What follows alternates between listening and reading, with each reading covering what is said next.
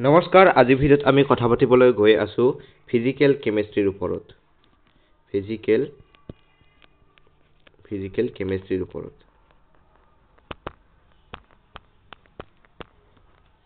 Physical কেমিষ্ট্ৰিৰ ক্ষেত্ৰত তোমালোকে এটা কথা জানি থব লাগিব যে ক্লাছ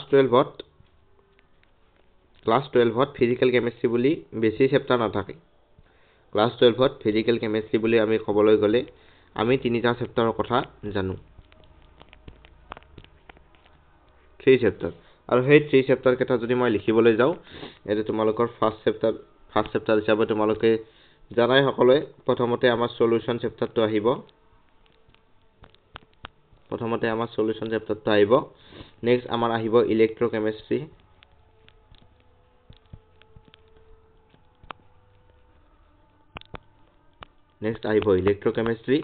আৰু তাৰ নিচত নেক্সট আহিব আমাৰ কেমিকেল কাইনেটিক্স।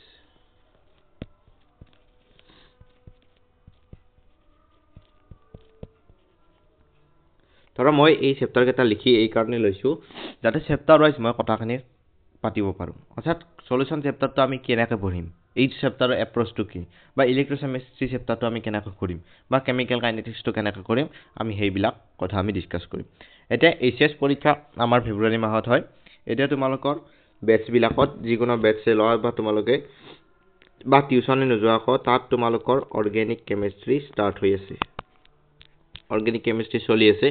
গতিকে সলিউশন, ইলেক্ট্ৰকেমিষ্ট্ৰি আৰু কেমিকেল কাইনেটিক্স এই তিনিটা হৈছে ফিজিকেল কেমিষ্ট্ৰিৰ। এতিয়া এই ফিজিকেল কেমিষ্ট্ৰিখিনি ৰিভিজন কৰাৰ আমাৰ এটা সময় আহি পৰিছে। বহুতে পঢ়া নাই কাৰণে মই এটা উপায় দিছোঁ। যদি পঢ়া নাই তেতিয়া তোমালোকে সুধাংশু ছাৰৰ হ'ব পাৰা, সুধাংশু ছাৰৰ পৰা পঢ়িব পাৰা। সুধাংশু ছাৰৰ পৰা তোমালোকে 9-10 ঘণ্টাৰ ভিডিঅ' একোটা চেপ্টাৰৰ আছে, তোমালোকে চাই ল'ব পাৰা। অ'কে, গতিকে তাৰ যোনে পঢ়িছা তেওঁলোকৰ কাৰণে কেনেকৈ ৰিভিজন কৰিম আমি সেই কথা আলোচনা কৰিম। অৰ্থাৎ ৰিভিজন কৰিবলৈ পোনপ্ৰথমে তোমালোকে ফৰ্মুলা চাৰ্ট এখন বনাই ল'ব লাগিব। ফৰ্মুলা চাৰ্টবিলাক কেনেকৈ বনাবা, ধৰা ইয়াতে তোমালোকে লিখিলা সলিউশন বুলি।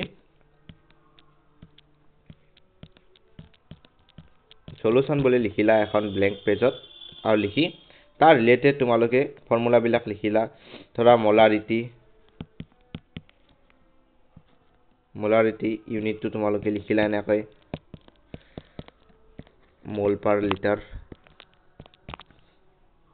মোলালিটি ইউনিটটো তোমালোকে লিখিলা মোল পাৰ কেজি। তো এনেকুৱা ধৰণে তোমালোকে সজাই গলা। অৰ্থাৎ লাহে লাহে তোমালোকৰ কি হ'ব, এই সম্পূৰ্ণ সলিউশন চেপ্টাৰটো এনেকৈ বক্স বনাই ল'বা। চেপ্টাৰটোৰ 1, 2, 3 এনেকৈ তোমালোকে গোটেইখিনি ফৰ্মুলা লিখি ল'ব পাৰিবা। আৰু তাৰপিছত তোমালোকৰ কি হ'ব, মনত ৰখাত সুবিধা হ'ব বা পৰীক্ষাৰ আগত চাব পাৰিবা।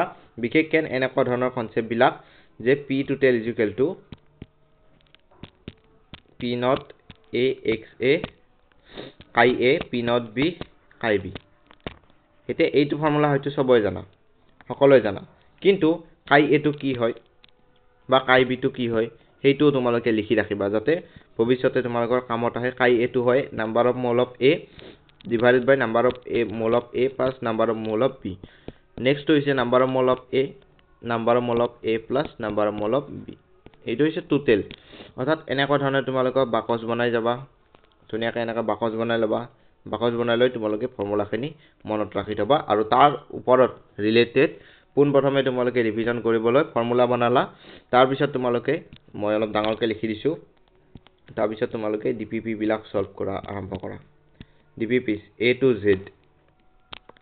Z DPP বিলাক কৰিলা, আৰু এইটোৱে একচুৱেলি তোমালোকৰ এন্ট্ৰেন্স পৰীক্ষাবিলাকৰ তোমালোকৰ হেল্প হ'ব। DPP কৰা বা এনেকৈ এই এপ্ৰচটো আমাৰ এন্ট্ৰেন্স পৰীক্ষাৰ ক্ষেত্ৰতে এপ্ৰচটো হয়।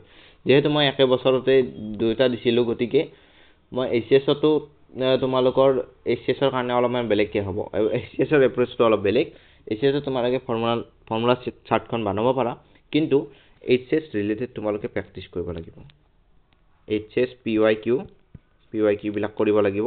যদি তোমালোকে ভাবিছা যে DPP অৰ্থাৎ কোচিঙৰ ডিপিপি বা মডিউল কৰাৰ লগে লগে আমি এইচএছতো ভাল নাম্বাৰ পাম তেতিয়া তোমালোকে অলপ ভুল ভাবিছা কাৰণ এইচএছত অলপ লিখন প্ৰণালীটো অলপ ওপৰত তোমালোকে ধ্যান দিব লাগিব তো HS P/Q A to Z তোমালোকে চাব লাগিব প্ৰায় তোমালোকে 2014 মানৰ পৰা তোমালোকে 2025 লৈ তোমালোকে P/Q বিলাক লিখি ৰাখা তাৰপিছত তোমালোকে নেক্সট চাব লাগিব তোমালোকে মডেল কুৱেশ্যন বিলাক চাবা এইচএছ ৰিলেটেড মডেল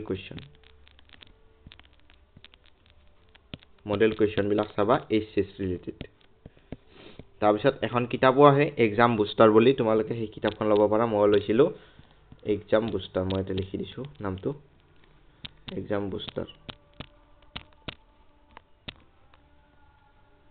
বুষ্টাৰ নামৰ এই কিতাপখন ল'ব পাৰা তাৰ পৰা তোমালোকে প্ৰেক্টিছ কৰিব পাৰা আৰু তোমালোকৰ হাতত যদি বহুত বেছি সময় আছে তেতিয়া তোমালোকে এটা কাম কৰিবা এইচএছৰ P/Q বা আটাইখিনি চোৱাৰ লগে লগে তোমালোকে কেমিষ্ট্ৰিৰ ক্ষেত্ৰত বিশেষকৈ কেমিষ্ট্ৰিৰ ক্ষেত্ৰত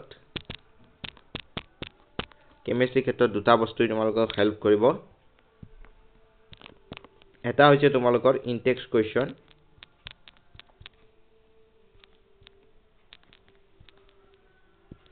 আৰু নেক্সট হৈছে তোমালোকৰ এক্সাৰসাইজৰ কুৱেশ্যন অৰ্থাৎ ইনটেক্স এক্সাৰসাইজ এই আটাইখিনি আমি কৰিব লাগিব আৰু ঠিক তেনেদৰে অৰ্গেনিক কেমিষ্ট্ৰিৰ ক্ষেত্ৰতো তোমালোকে ধৰা এনেকৈ তোমালোকে ৰিয়েকচন বিলাক লিখি গলা ৰিয়েকচন বিলাকৰ ক্ষেত্ৰত তোমালোকে সদায় মনত ৰাখিব লাগিব কিছুমান কেছ বা কিছুমান কথা তোমালোকে সদায় মনত ৰাখিব লাগিব তো ৰিয়েকচন বিলাকক ফ্লো চাৰ্ট হিচাপত তোমালোকে বনাবলৈ ট্ৰাই কৰিবা ধৰা এনেকৈ কৰিলা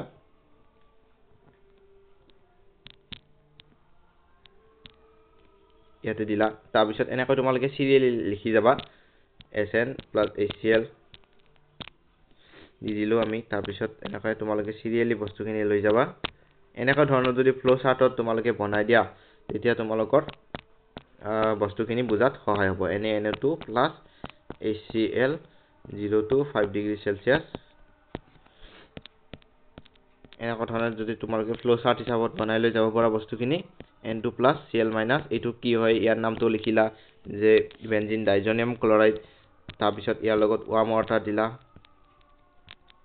সবখিনি লিখি যাবা ৱাৰ্ম ৱাটাৰ দিব পাৰা হট ৱাটাৰ বুলিও লিখিব পাৰি যিমান যি কেছ আছে তোমালোকে সকলোবোৰ লিখিবা ফিনল হৈ যাব আৰু এই ফিনলটোক আমি বেনজিন বনাব লাগিলে জিংক ডাষ্ট দিম তো এনেকুৱা ধৰণৰ তোমালোকে এপ্ৰোচটো ৰাখি আটাইখিনি বস্তুৱে কৰিবা বুলি মই আশাবাদী এনেকুৱা তলে নামবিলাকো লিখি যাবা এইটো কি তো এনেকুৱা ধৰণৰ কৰিলে এনেকুৱা ধুনীয়াকৈ তোমালোকৰ ৰিভিজন হৈ যাব তে এক্সামৰ আগত তোমালোকে চালেই হৈ যাব যে কোনটো বস্তু কোন আছিল বা আমি কনভাৰ্জনটো কেনেকৈ কৰিম ওকে গতিকে তোমালোকে এনেকৈ লিখিলা আৰু তোমালোকৰ যেহেতু এইটো অৰ্গেনিক আৰম্ভ হৈছে তোমালোকে প্ৰথমে যদি ডাৰ্জনছ ৰিয়েকচনটো তোমালোকে যদি মনত ৰাখিবলগীয়া হয় তে ডাৰ্জনছ ৰিয়েকচন বুলি এনেকৈ সৰুকৈ লিখিবা এখিলা পাতত সৰুকৈ লিখাই ইয়াতে তোমালোকে প্ৰথমে ৰিয়েজেন্টটো লিখিবা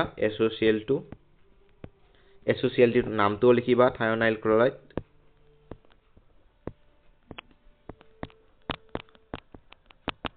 আৰু ৰিয়েকচনটো কি হয় তোমালোকে সেইটোও লিখিবা ধৰা ROH তোমালোকৰ SOCl এইটো বেষ্ট মেথড অফ প্ৰিপাৰেচন হিটো তলত লিখি লবা এৰো মাৰি তাৰপিছত তোমালোকে ইয়াতে লিখিবা ইয়াৰ লগত বাই প্ৰডাক্ট এটাও লিখিবা SO2 + HCl SO2 ইভাপোৰেট হৈ যাব এইবিলাক কথা সকলোবোৰ তোমালোকে লিখিবা এনেকৈ ধৰণৰ এপ্ৰোচ কৰিলে মই ভাবো কেমিষ্ট্ৰি ৰিভিজনৰ ক্ষেত্ৰত তোমালোকৰ যথেষ্টখিনি সহায় হ'ব তো আজি ভিডিওটো মই এইখিনিতে সমাপ্ত কৰিছো থ্যাংক ইউ সো মাচ